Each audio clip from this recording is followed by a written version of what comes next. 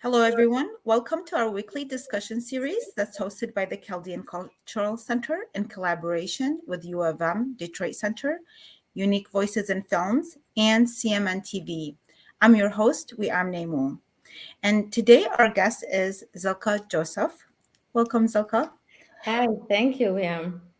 Zilka was born in Mumbai and lived in Kolkata. Her work is influenced by Indian and Western cultures and her Bene Israel roots. In Our Beautiful Bones, her new book has been nominated for a PEN and Pushcart Prize. She teaches creative writing workshops in Ann Arbor, Michigan. And just to add, I've known Zilka for over 20 years That's through, right. That's through right. our writing Yes, communities. And I am yes. so happy that you're here and that you're creating so many amazing poems and books. So welcome again, Zilka.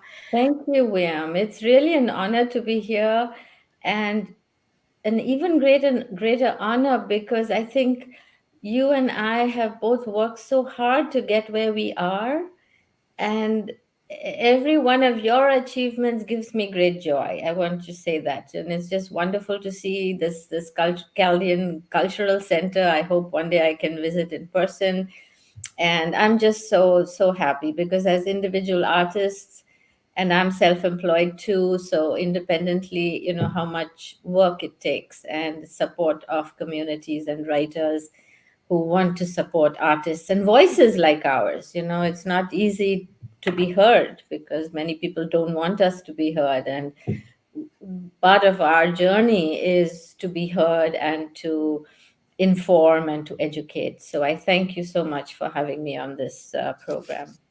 Thank you, Zilka. I forgot to mention that we're honoring Women's History Month, and this is one of Right. the reasons that you are our first guest for the month for it. So Thank you. I am so honored.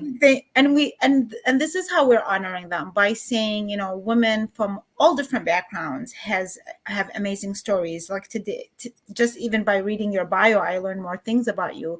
But we were fortunate as writers to be a part of a community that embraced diversity. And we were mentioning a friend earlier that also has a very interesting and diverse background Mhm. who we continued connecting with and was from our writing group. Right. But like I said, there were some things. I knew that you were born in India, but I was not aware of the Israeli roots or Israel.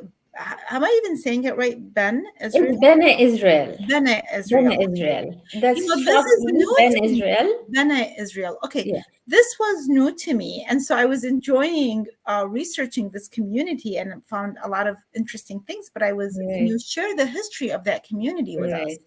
Right. Right. Absolutely. In fact, one of the reasons so many of my poems reflect my background, as you've already mentioned, the Eastern, the Western, the Indian, the British mix that we all have. But the Ben Israel actual community actually is one of the oldest Jewish communities in India. There are three communities and two more new ones added more recently, found in different parts of India. And I think what people don't realize is that there were Jewish communities all over the world.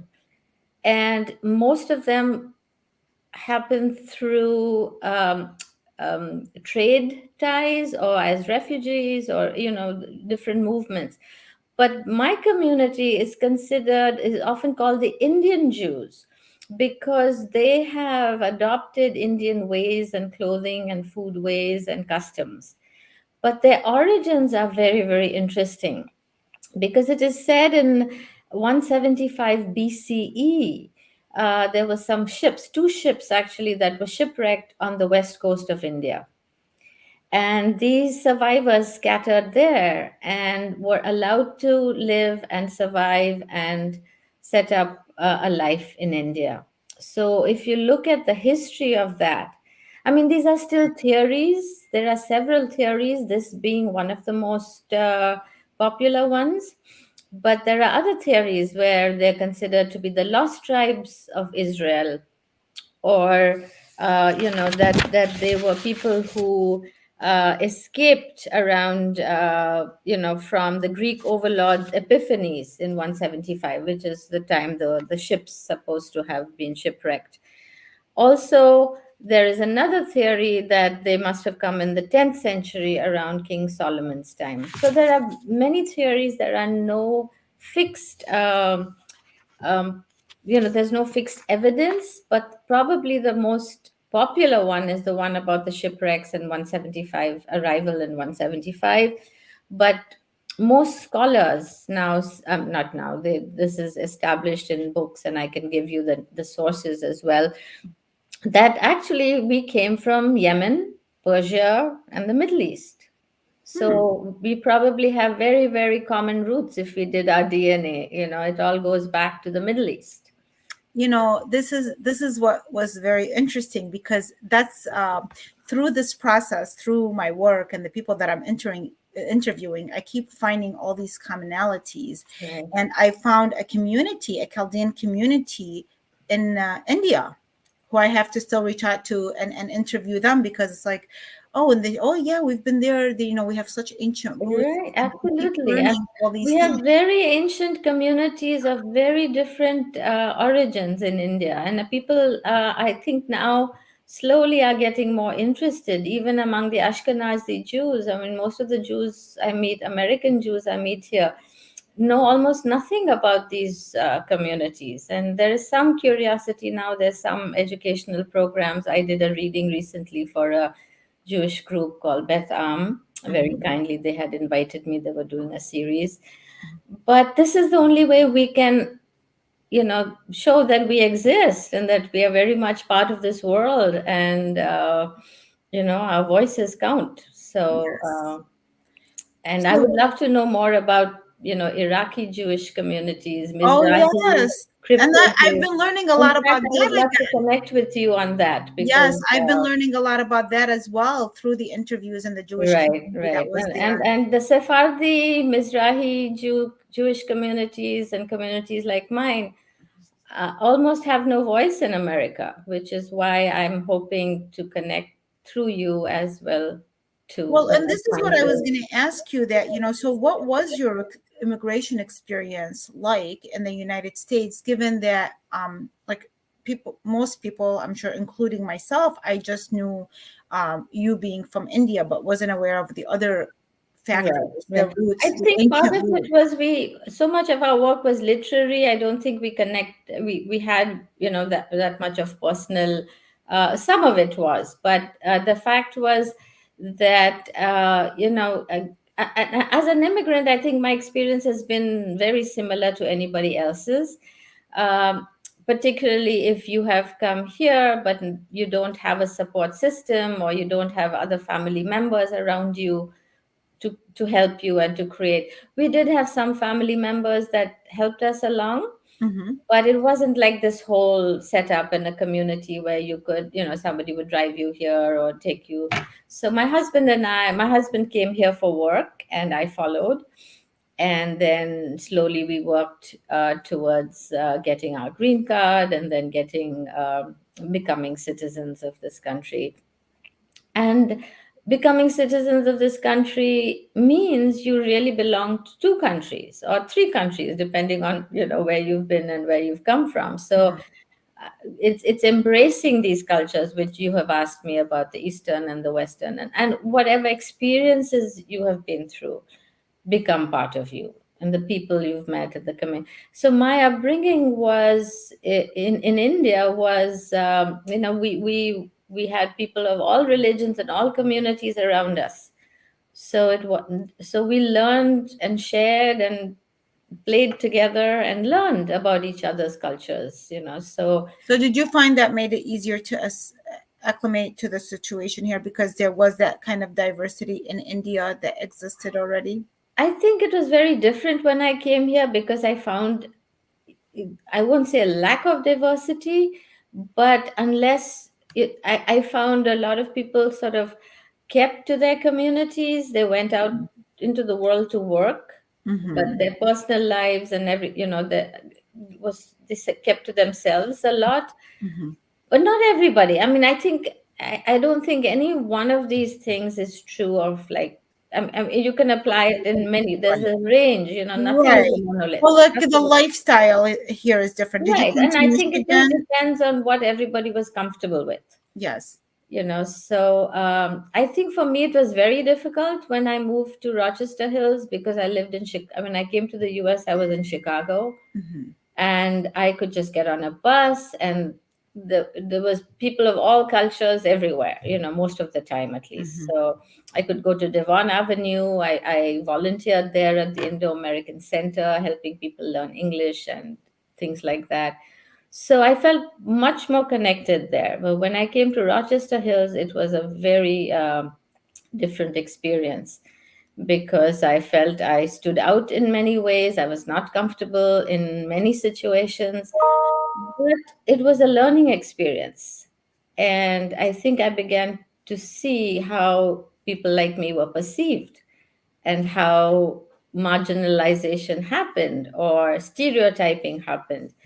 And I think for me, I probably didn't know much of that, but that's where I began to learn that people like us can be treated differently. And how does one survive in an environment like that? So, I'm interested. Do you come from a literary background, and or are you just were you just a natural poet? Actually, my immediate family is not literary. We were all very well educated. My father was a marine engineer who sailed the seas for years and years. And so, very, us experiences of the world and having friends from all these different countries. It was very, very rich. Let me put it that way. Um, but my uncles and aunts and granduncles and grandaunts, they were all highly, not just highly educated, but many of them were doctors, intellectuals, school principals, teachers. So I think, even though I was not very close to them, we moved from Bombay to Calcutta. I lived in Kolkata most of my life, so Bengali culture has influenced me more than Maharashtrian culture. But I think I was always a reader. I was very bookish compared to anybody in my family. So I was always reading and always interested in mythology and, you know, the animal kingdom. My interests were like huge. So I just read encyclopedias and asked for books for my birthdays, and was very into music and film. So I was a little nerdy, and I still am, I guess. So probably that's what gave rise to it. And perhaps another element that probably made me um, deeply sensitive, and sensitive also to others, is I became very ill at the age of 6. I had polio, and so my life changed drastically from that point on. And I'm guessing in many ways my parents as well. And that's why I was probably so connected to my parents.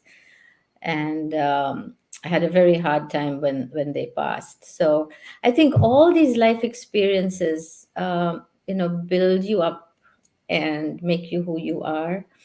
So I think many of those kinds of things have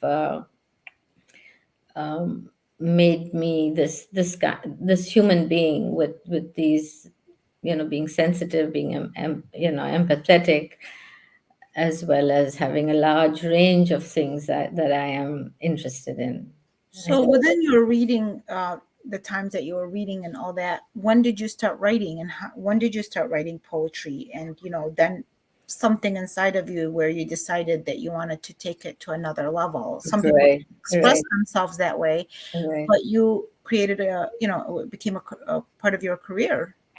Right. And sometimes I say, I have many lives. I've lived many lives, and I think that's part of it. My early life, I would scribble little ditties, and I'd have some poems in, school yearbook kind of things, journals and magazines within the school limits. But I never considered myself as a poet. I was writing, I was getting a few things published when I was in college, local journals, magazines. Some of my professors knew that I was writing and encouraged me. But I never considered myself a writer, because in those days it was like, what are you going to do to make a living? And in more literary communities, people encouraged these things and talked about it. But for me, it was like this was somebody else's world. It wasn't mine. I was just doing these things. And even though my background was in literature and comparative literature, I was a high school English teacher and getting my students to write creatively as well. But I never considered myself as a true poet or writer, just somebody who was very deeply connected to literature and Indian literature and writing at that time as well. It was only after I came to the US that I began going to readings and attending conferences and being very, very attracted to just listening. I just love going to readings. Even today, I am so almost addicted to the Zell visiting writers series. I watch their readings and attend their craft workshops just because I just love learning. I feel I'll never, never, ever stop learning, and I just love that. So all those experiences after coming to the US, and I had a friend in Chicago who was just loved books and knew everything about so much about American literature. So I got involved in many of those kinds of things, going for readings. I actually met Gwendolyn Brooks and heard her read several times. I've heard Maya Angelou, I've heard Toni Morrison, literally Do in the you same room. travel to hear these, or are these No, just all because these people came to Chicago to bookstores and events. And I went to everything I could along with this friend who encouraged me or picked me up and took me because I didn't know how to drive or any there of was that. so much inspiration Oh, behind I all of was so this? moved. I could not believe I was in the same room with some of these people. So for me, it's almost a religion in a very good way. That I just need to sit there and be in the presence of these amazing writers. And so I started attending workshops. Was Margot La Gatuta's workshop at Rochester Hills, where I actually first learned to drive and drove to Rochester Hills Public Library. That was my first drive alone and back home.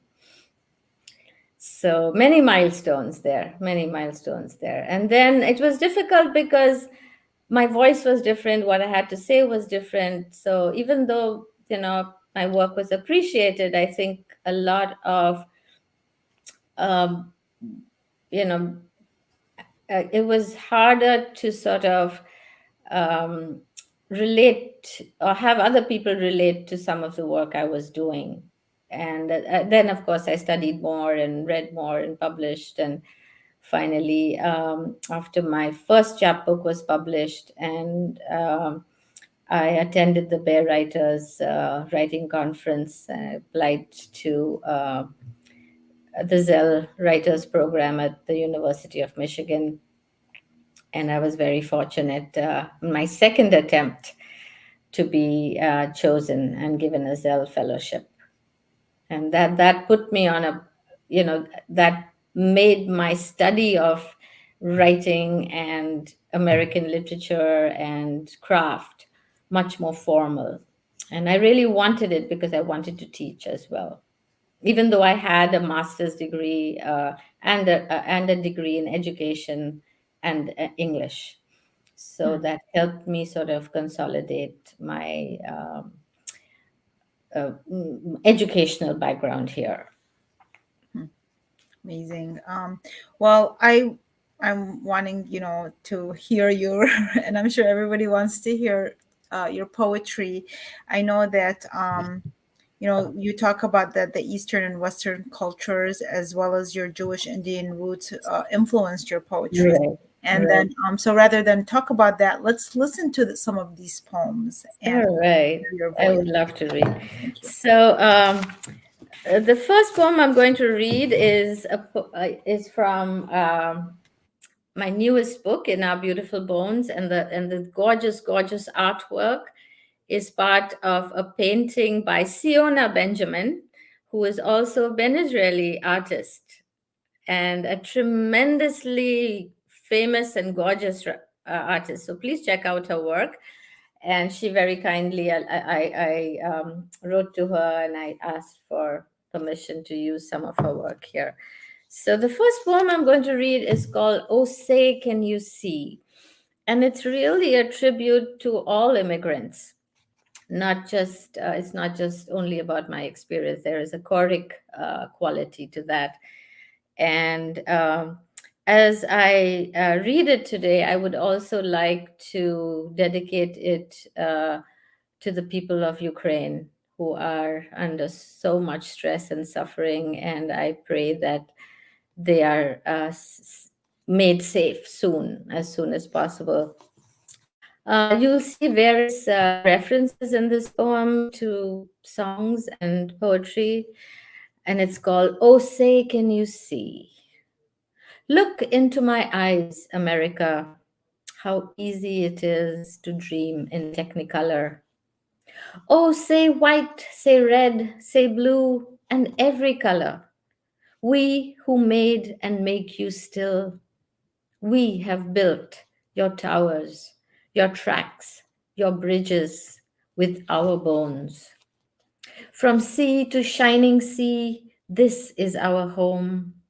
Home is where the heart is. Yes, all the broken ones. We pick your fruit, sing Hosanna. We build our hearts here. We bake bread that we break together. We give thanks for each grain. We feed the hungry, for we have known hunger. See this mouth? It sings peace in every language. Watch my face shine. It will light up your pavements, your alleys, your castles, your shacks, your thirsty fields like a harvest moon after blight and famine. And give back to us the dollars like shekels you have stolen forever. Study then the maps inside my eyes. See the world. Yes, feel my heartbeat, touch my human skin. It is real. And see our scars, they are the same. Our scars, we carry them thick and ugly. We are no stranger to dust and ashes. Here is my war torn hand. Here are my lips. Let me kiss your cheek. Where do we end? And where do we begin? When I say love, I mean you. When I say home, I mean you. When I say to you, we are so beautiful, do not turn away. Do not shatter America, America. For richer, for poorer, we are your beautiful bones. Your heart, your veins are made of us. Why are you afraid? Our blood is the same color. Our skin so easy to dissolve, frail border between this world and the next. Oh, sing with me, sing with me. What is made one should not be pulled asunder. We who are embraced by sweet Lady Liberty, we who are made so beautiful, so varied, so new, so whole again inside the harbor of your arms, O America. We are you, do you not see? Do not lead us into darkness. Do not hate our gods, our children. Throw us not into camps, prisons, ghettos. Do not smash your jackboots into us, but deliver yourself from that dagger you can become.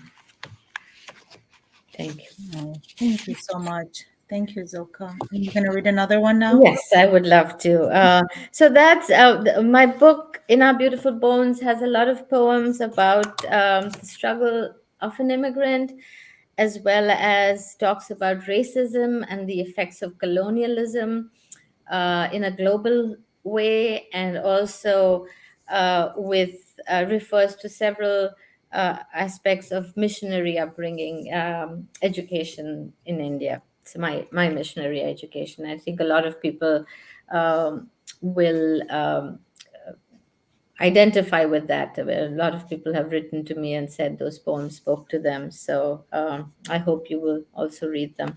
The next poem I'm going to read is from my chapbook, Sparrows and Dust. And it came out actually a few months earlier. It came out in February or March of 2021. At that time, I didn't know that this book would be the next book would be accepted, and it was. So we went ahead and we published it. So what I'm going to do is read one, maybe two poems, short poems from this book. And the reason I would like to talk about this book a little bit is because there are reference to it, it's influenced by the Conference of Birds.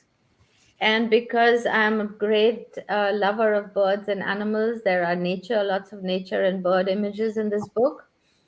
And the Conference of Birds is by Farid Uddin Attar. You've probably heard of it. The journey of the birds to see the simurg.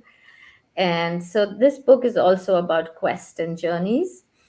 And okay, so I'll read now. And the poem I've chosen to read is one of those that leaps all over the page, which is supposed to talk a little bit about fragments and how our lives are also fragmented, Mhm. and that we are also searching. We are souls who cannot settle. We're always searching. And this poem is called Negative Capability, and you'll recognize the term from Keats's concept of negative capability of becoming the sparrow, becoming somebody else. Negative capability. The wind has blown you here again, brought you to my deck, O white crowned sparrow. Trill, trill, trill, your striped head appeared from sunflower seed husks, moldy leaves that look like burned remains. Pick, pick, picking, scratch, scratch, scratching, clawed feet, kick high, fast, glean gold rises from these soggy piles. Cold Michigan is just waking. Clouds thunder, so dreary, yet you return to feed, to revel in the mess of rot and dirt.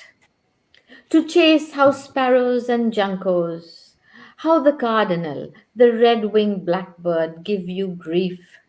Still, they cannot faze you for a few days, O winged visitor, I will claim you, who are like one who crosses back from another realm.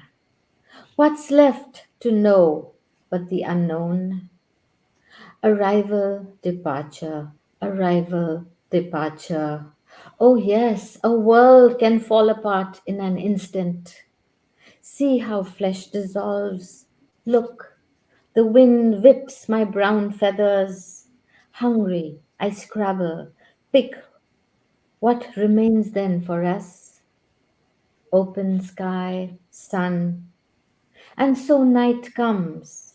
Stars wheel, we spiral higher, become air. Is this the bird way?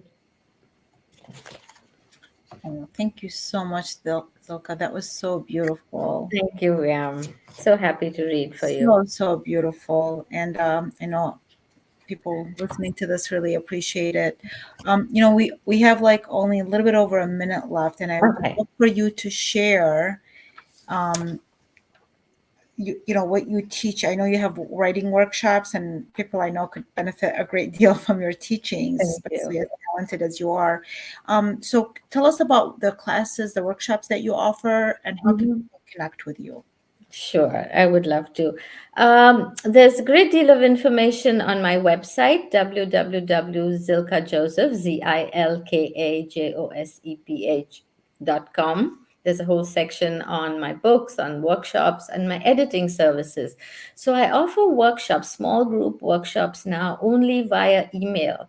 And the reason I do that is I think everybody was so zoomed out, and I too find it hard to work for long hours on Zoom.